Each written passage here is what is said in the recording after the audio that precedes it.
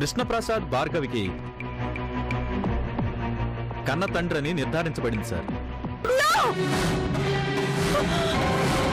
నిన్ను నమ్మిన పాపానికి, నీ చేత తాళి కట్టించుకున్న నేరానికి నా ప్రాణం అక్కడే ఆ కోర్టులోనే పోయింది. అసలు అలాంటి దుర్మార్గుని నా కన్న తండ్రి అని చెప్పుకోవాలంటేనే చాలా అసహ్యంగా ఉందండి. శిక్ష వేస్తే ఏముంది? మహా అంటే జైలుకెళ్తాడు, అంతేగా. అదేం శిక్ష మావయ్య? అసలు శిక్ష నేను వేస్తాను.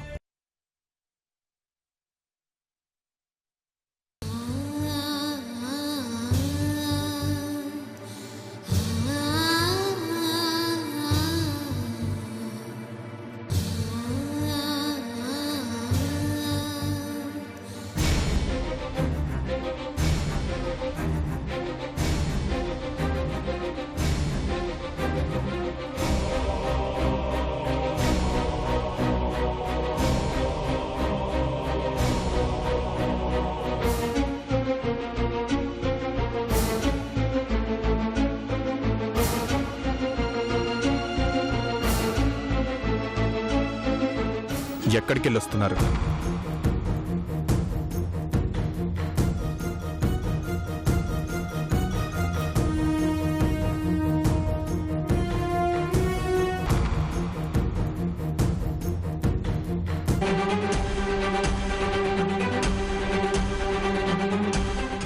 పాతికేళ్లుగా భార్గవిని మోసం చేశారు.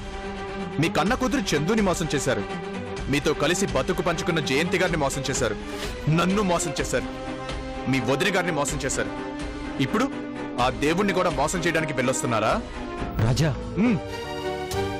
మిమ్మల్ని ఇంతకు ముందు ఒక ఇన్స్పిరేషన్ గా తీసుకునేవాడిని. మీలా ఎదగాలని, మీ అంత మంచి మనిషిగా పేరు తెచ్చుకోవాలి అనుకున్నాను. కానీ ఈ రోజు మీకు అల్లున్నైనందుకు నిజంగా చాలా బాధపడుతున్నాను.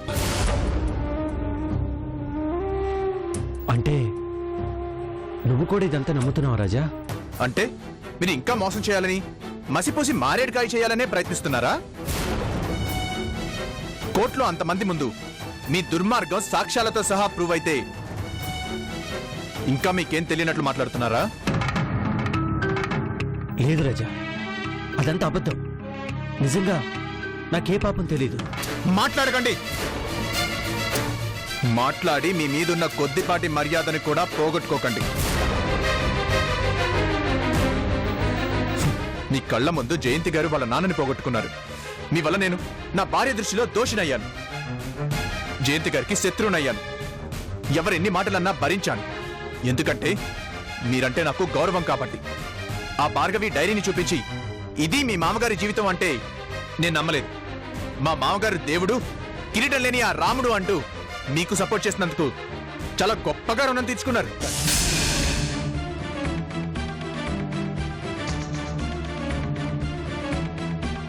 మీరు కనిపిస్తే నా భార్య చందు చనిపోతుంది.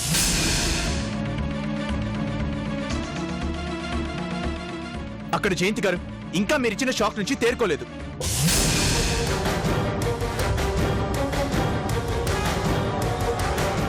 దయచేసి ఎవరి ముందుకు వచ్చే ప్రయత్నం చేయకండి. ఎవరితోనూ మాట్లాడకండి. ఎందుకంటే అందరి దృష్టిలో మీ నిజస్వరూపం ఏంటో తెలిసిపోయింది. ఇంకా అబద్ధాలాడి సింపతి సంపాదించుకోవాలని చూడకండి ప్లీజ్. రాజా, ఎవరు నమ్మినా నమ్మకపోయినా నువ్వు ఒక్కడివి నమ్మితే చాలు. ఇంకా ఎందుకు నటిస్తారు? ఇప్పటి వరకు అందరినీ మోసం చేసింది సరిపోదా? వద్దండి, దయచేసి మీరు ఎవరికీ కనిపించకండి. మీరు సౌందర్య గారితో బతుకు పంచుకున్నందుకు బాధపడుతున్న దానికంటే ఆ విషయం ఒప్పుకోకుండా నాటకం ఆడుతున్నందుకే అసహించుకుంటున్నారు. నా భార్య మిమ్మల్ని చూస్తే గుండె పగిలి చచ్చిపోతుంది. దయచేసి మా ఇంటికి మాత్రం రాకండి.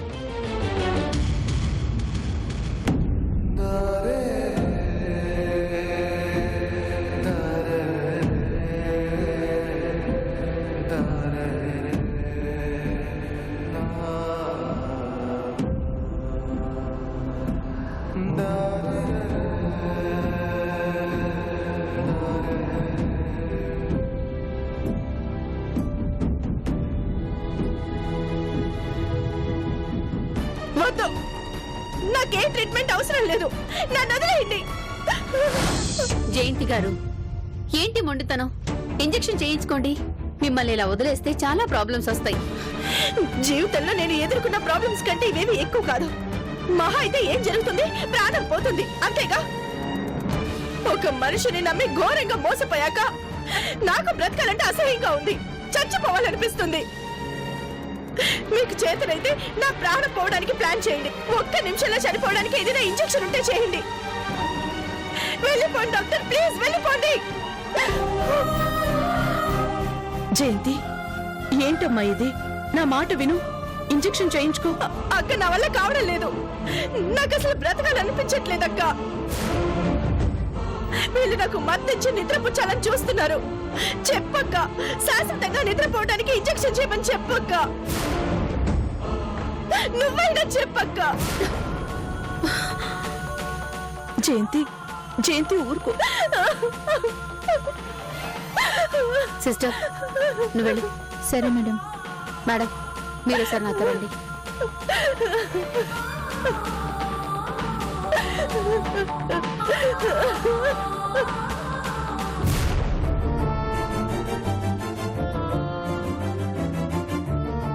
మేడం, కాస్త మీరు ఆవిడకి సర్ది చెప్పండి. బీపీ విపరీతంగా రేజ్ అవుతోంది. వీలైనంత ప్రశాంతంగా ఉండాలి. ఒకసారి బ్రెయిన్ హ్యామరేజ్ కి దారి తీసే అవకాశం ఉంది. మీరే నచ్చ చెప్పండి.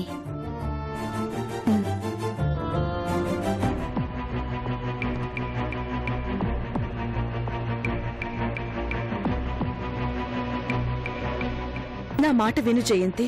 జరిగిందాన్నే తలుచుకుంటూ నువ్వు ఇలా అయిపోవటం కరెక్ట్ కాదు జయంతి. ఏం చేయమంటావక్క? నీకు తెలుసుగా, అసలు నా జీవితంలో పెళ్ళి వద్దనుకున్నాను. అలాంటి దాన్ని ఆ కృష్ణను చూసాక మనసు మార్చుకున్నాను. ఆ కృష్ణని నమ్మాను. ఎంత నాటకం ఆడాడు.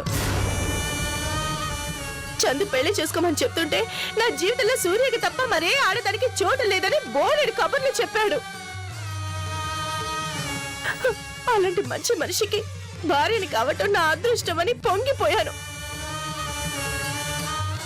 కానీ కానీ ఇంత మోసగాడని ఊహించలేకపోయానక్క. ఏ రోజైనా నిజం చెప్పాడా అక్క? చివరికి కోర్టుకు వెళ్లే ముందు కూడా చంద మీద ఒట్టేశాడు. నాకు అదే అర్థం కావట్లేదు జయంతి. నాకు తెలిసిన కృష్ణ ఇలాంటి మనిషి కాదు. ఆ సౌందర్య గురించి నాకు బాగా తెలుసు. తను చాలా అహంకారి. కృష్ణని చాలా ఇబ్బందులు పెట్టింది. కానీ ఇలా జరుగుతుందని నేను ఊహించలేదు. ఇంత జరిగినా ఇంకా ఎలా వెనకేసుకొస్తున్నావక్క? నీకు తెలిసి ఆ సౌందర్యం నరకం పెట్టింది. నీకు తెలియకుండా ఆ సౌందర్యాన్ని ఈయన గారు ఎన్ని హింసలు పెట్టుంటాడు ఆలోచించు. వాళ్ళిద్దరి మధ్యన ఎలాంటి శారీరక సంబంధం లేదు అన్నాడు. పోనీ అలా ఉందని చెప్పినా నేను ఊరుకునేదాన్నక్క. కానీ కోర్టుకు వెళ్ళాక అందరినీ పిచ్చి వాళ్ళని చేశాడు. జయంతి, వదిలేయమ్మా. ఆ ఆలోచనలు నీ మైండ్లో నుంచి తీసేయి. వదిలేయాల్సింది ఆలోచనలు కాదక్క, ఆ మనిషినే వదిలేయాలి. జయంతి, అవునక్క, ఆ మోసగాడిని నా జీవితంలో లేకుండా వదిలించుకోవాలి. వదిలించుకుంటాను.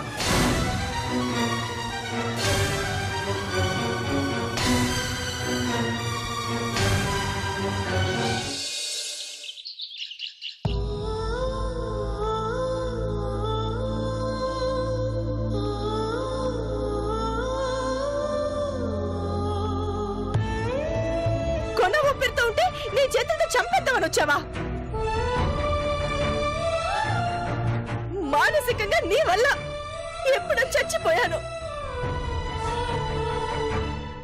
ఇంకొక క్షణం నా కళ్ళ ముందు ఉన్నావంటే నిన్నేం చేస్తానో, నాకు నేను ఏమైపోతానో నాకే తెలీదు. పంపించేయండి, ఇతని ఇక్కడి నుంచి పంపించేయండి ప్లీజ్. మీకు అల్లుడినైనందుకు నిజంగా చాలా బాధపడుతున్నాను. మీరు కనిపిస్తే నా భార్య చందు చనిపోతుంది.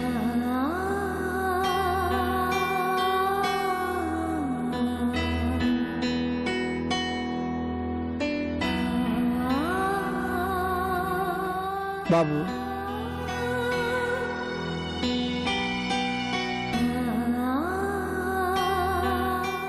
బాబు బాబు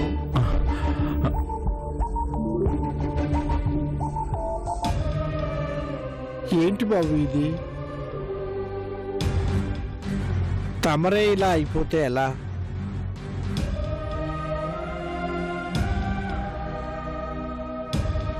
పైగా కన్నీళ్లు పెట్టుకుంటున్నారు ఎందుకు బాబు? నేను మనిషినే కదా రామయ్య. ఎన్ని బాధలని తట్టుకుంటాను, ఎన్ని ఎదురు దెబ్బలని తింటాను. నా మనసెంత బాధను ఆపుకున్నా కళ్ళు మాత్రం కన్నీళ్ళని ఆపుకోలేకపోతున్నాయి. మిమ్మల్ని చూస్తుంటే నాకు భయంగా ఉంది బాబు. దయచేసి తమరు ఒంటరిగా ఉండకండి బాబు.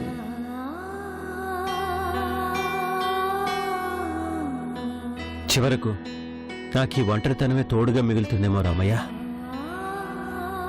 ఇది ఆ దేవుడు నాకు రాసిన రాత. తప్పులు మనం చేసి రాతలు దేవుడు రాశాడంటే ఎలా కృష్ణ?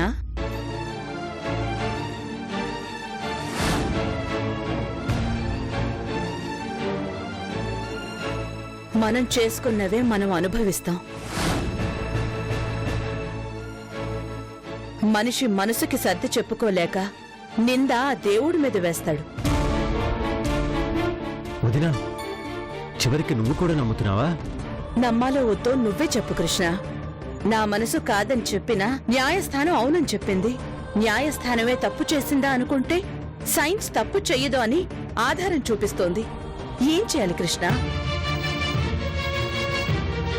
చూసావుగా జయంతి పరిస్థితి ఎలా తయారయిందో.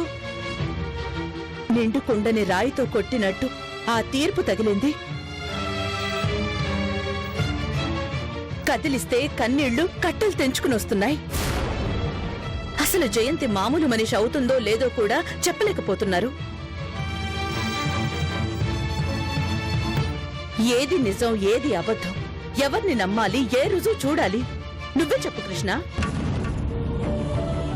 ఏది చెప్పలేని స్థితిలో ఉన్నాను వదినా. ఏం చెప్పినా ఎవరూ నమ్మలేని పరిస్థితిలో ఉన్నాను. జరిగిందేంటో నాకే అర్థం కాకుండా ఉంది వదినా. సమస్యకి అసలు కారణమైన నీకే సమాధానం దొరక్కపోతే ఎలా కృష్ణ? సౌందర్యకి నీకు ఏ సంబంధం లేదని నువ్వంటున్నావు. నీకు సౌందర్యకి భార్గవి పుట్టింది అని DNA రిపోర్ట్ వచ్చింది. నీ మాట మీద నాకెంత నమ్మకం ఉందో ఆ రిపోర్ట్ ని లోకం అంతకంటే ఎక్కువగా నమ్ముతోంది. వదినా, చేతిలో కత్తి ఉంది, ఎదురుగా శవం ఉంది, ఒంటి మీద రక్తం మార్కలున్నాయి, శవం మీద వేలిముద్రలు కూడా ఉన్నాయి. నేను చంపలేదంటే ఎవరు నమ్ముతారు? ఎవ్వరూ నమ్మరు. ఈ రోజు నా పరిస్థితి అదే వదినా. ఎవరిని నమ్మించలేను. అసలు నేను తప్పు చేశానో లేదో నాకే అర్థం కాని అయోమయంలో ఇరుక్కుపోయాను. నువ్వీ అయోమయం నుంచి బయటపడేలోగా అక్కడొక మనిషి అందరికీ దూరం అయిపోయేలా ఉంది. ముందు నువ్వొక నిర్ణయానికి రా. నిజం ఒప్పుకుంటావో, నిజం నిరూపిస్తావో ఆలోచించుకో.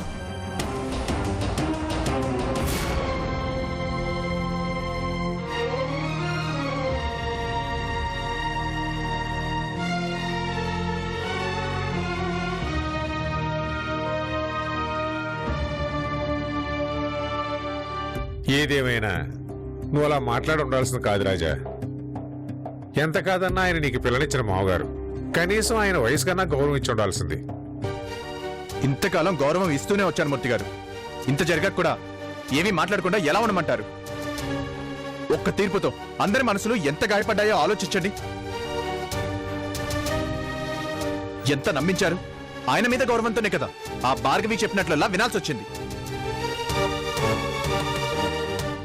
ఆయన మీద గౌరవంతోనే కదా భార్గవి విషయం జయంతి గారికి తెలియకూడదని అన్ని మాటలు పడాల్సి వచ్చింది. చివరికి కోర్టుకు వెళ్తున్నప్పుడైనా ఆయనలో భయం కనిపించిందా? ఎంత ధైర్యంగా నిజాన్ని అబద్ధాన్ని చేయాలని చూశారు. మా అందరినీ పిచ్చివాళ్ళని చేశారు. 4 గోడల మధ్య చేసిన తప్పు నలుగురికి ఏం తెలుస్తుందిలే అనుకున్నారు. అందరి ముందు పరువు తీశారు. ఇంకా ఆయన్ని ఎందుకు క్షమించాలి? ఎలా క్షమించాలి? నువ్వు చెప్పింది నిజమే రాజా. కానీ కృష్ణ గారు లాంటి మనిషి ఆ తప్పు చేస్తాడా?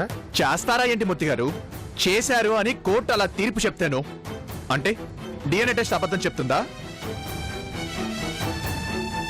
కాదు, ఇది అబద్ధం అని చెప్పి తప్పించుకునే ఛాన్స్ లేదండి. ఏ కోర్టుకు వెళ్ళినా ఆ డిఎన్ఏ రిపోర్ట్ ని కాదనలేదు. ఇంతకు ముందైతే మాయ చేసి తప్పించుకునేవాళ్ళు, కానీ ఇప్పుడు తప్పించుకోవడం అస్సలు కుదరదు. డిఎన్ఏ టెస్ట్ రిపోర్ట్ తప్పు అని నేను అనలేదు రాజా. కానీ అసలు ఆ కృష్ణ గారు ఏ పరిస్థితుల్లో అలా ఇరుక్కున్నారో అది తెలుసుకోవాలంటున్నాను. వచ్చిన తీర్పుకి ఆయన కూడా షాక్ అయ్యారు. కృష్ణ గారే నమ్మలేకపోయారు. నిజంగా తప్పు చేసిన మనిషి అయితే ఎంతో కొంత భయం ఉంటుంది. అది కోర్టుకు వెళ్ళడానికి ముందు ఏ మాత్రం తనలో కనిపించలేదు. అదంతా డ్రామామూర్తి గారు. నిజం తెలిసాక ఇంకెవ్వరూ ఆయన మాటలు నమ్మరు. లేదు రాజా, కృష్ణ గారు గొప్ప వ్యక్తిత్వం ఉన్న మనిషి. ఆయనకి తెలిసా తప్పు చేయలేదని నాకు అనిపిస్తుంది. అంటే ఏంటి మీరనేది?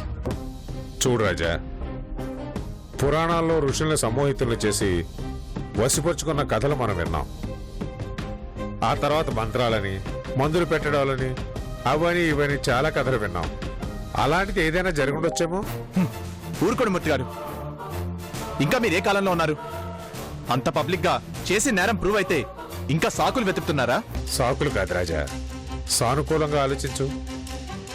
నేరం రుజువైంది కాదన్నాం, కానీ కృష్ణ గారు ఒప్పుకోలేదు అంటే ఏదో కారణం ఉండాలి కదా. అది ఆయనే చెప్పాలి. నువ్వు తెలుసుకోవాలి. ఎందుకంటే నువ్వు అల్లుడివే కాదు, ఆ ఇంటికి కొడుకువి కూడా. తప్పు జరిగిందని కాకుండా ఎలా జరిగిందో అది తెలుసుకోవాలి. అది నీ బాధ్యత కూడా. ఎందుకంటే జయంతి గారిని మామూలు మనిషిని చేయాలంటే మనకు నిజాలు తెలియాలి. పాపం ఇప్పుడు ఆవిడ ఎలా ఉందో ఏమిటో.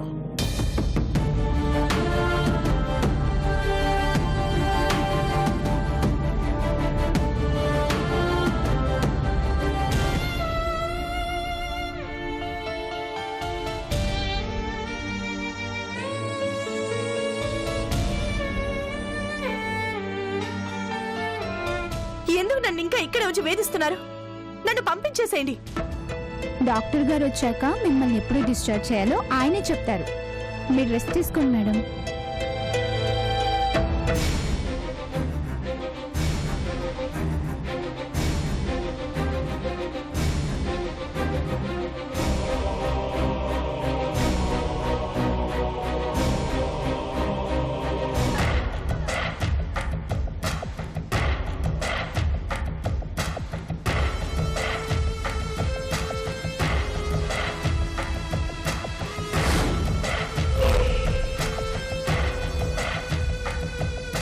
Hello mummy.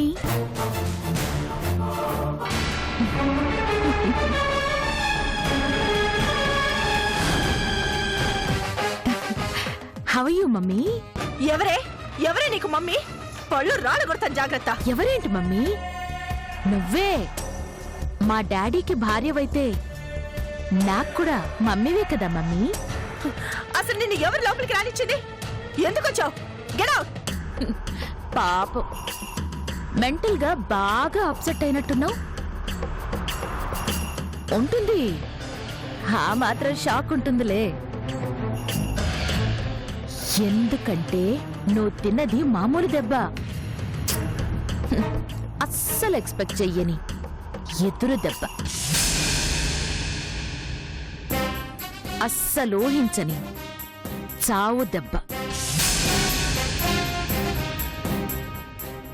నువ్వింకా గట్టి మనిషివి కాబట్టి ప్రాణాలతో ఉన్నావు. అదే ఇంకొకరైతే ఈ పాటికి ఎగిరిపోయేవాళ్ళు కదూ. ఏ మమ్మీ? ఏయ్, ఇంకోసారి మమ్మీ అని పిలిచావంటే ప్రాణం తీస్తా. అలా పిలిస్తే నాకు చాలా కంపరంగా ఉంది. ఒళ్ళంతా తేళ్ల జరలు పాకుతున్నట్లుంది. ఏంటి ఈ మాత్రం దానికే? ఈ మాత్రం దానికే నువ్వు ఫీల్ అయిపోతే ఎలా మమ్మీ? ఇంకా చాలా ఉంది.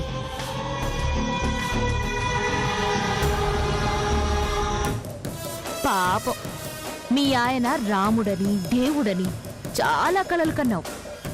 అవన్నీ అబద్ధాలు అని తెలిసేసరికి పిచ్చెక్కినట్టుగా ఉంది. అసలు నీ భర్త ఇలాంటి మనిషి అని తెలుసుంటే అసలు పెళ్లి చేసుకునేదానివి కాదు కదూ. నువ్వు ఇంకొక నిమిషం మాట్లాడావంటే నేనేం చేస్తానో నాకే తెలీదు. వెళ్ళిపో, ఇక్కడి నుంచి బయటకు వెళ్ళిపో. అరే ఆవేశపడకు మమ్మీ. నీ బాలకం చూస్తుంటే నీకు మెంటల్ ట్రీట్మెంట్ కూడా అవసరం అయ్యేలా ఉంది. డాక్టర్స్ తో మాట్లాడి ఆ ఏర్పాటు కూడా చేస్తానులే.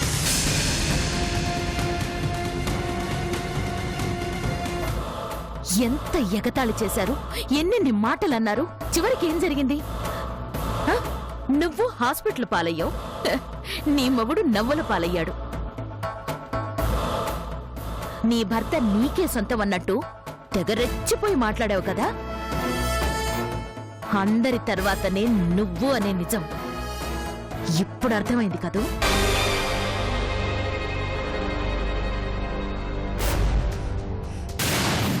వినడానికి చాలా బాధగా ఉందమ్మా. ఇంతకంటే ఎక్కువ బాధ మా అమ్మ అనుభవించింది. మీరందరూ అనే మాటలకు నేను ఇలాగే నరకం అనుభవించాను. ఇంతటితో అయిపోయిందనుకోకు, ఇంకా చాలా చూడాలి. చూపిస్తా, నిన్ను చిత్రవద చేస్తాను, నీకు నరకం చూపిస్తాను. భార్గవి,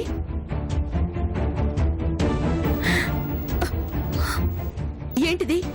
దయచేసి నువ్వు బయటికి వెళ్ళమ్మా. ఏ పరామర్శించకూడదా? ఆవిడ మా మమ్మీనే కదా. ప్లీజ్ భార్గవి, నీకు చేతులెత్తి దండం పెడతాను. జరిగింది చాలు. తనని ప్రాణాలతో బ్రతకనివ్వమ్మా. వెళ్ళమ్మా, వెళ్ళు, ప్లీజ్ వెళ్ళు. బాయ్. చూసావా అక్క, చూసావా అది ఎలా మాట్లాడుతుందో? ఇదంతా ఎవరి వల్ల? ఆ మనిషి వల్లే కదూ. నాకు ఈ పరిస్థితి వచ్చింది ఆయన వల్లే కదూ. క్షమించకూడదక్క, ఆ ద్రోహిని అస్సలు క్షమించకూడదు.